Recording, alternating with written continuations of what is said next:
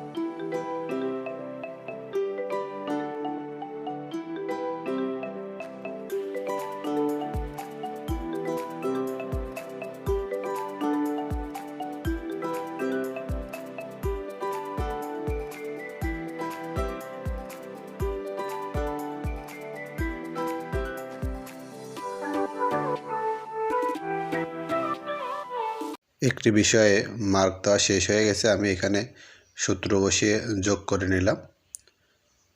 আপনারা এখন আমি ধারাবাহিকভাবে মার্ক দিতে থাকি। মার্ক দেওয়ার সাথে সাথে অটো সাম করা আছে, আপনি অটোমেটিকলি টোটালের ঘরে যোগ হয়ে যাবে। সমস্ত বিষয়ে মোট বিষয়ে কতগুলো নাম্বার পেয়েছে অটোমেটিকলি যোগ হয়ে যাবে।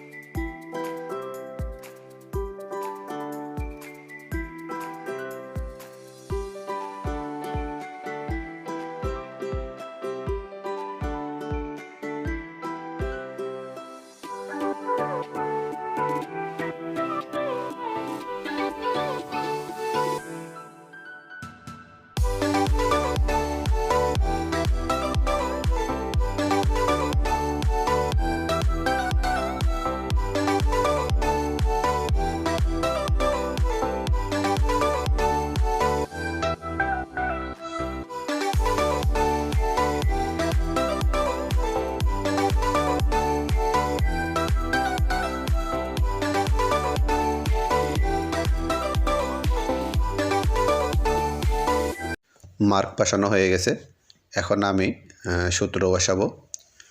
সূত্রটা হচ্ছে যে আমরা যখন কোনো শর্ত দিয়ে কাজ করব তখন অবশ্যই আমাকে ইফ ব্যবহার করতে হবে।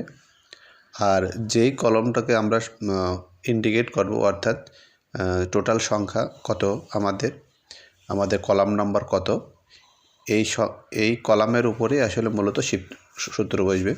যেমন ইফ, যদি আপনার কলমে আমরা কাজ করেছি তাহলে সেখানে আমি যেভাবে সূত্র বসাচ্ছি আপনি অবশ্যই সূত্র বসিয়ে নেবেন।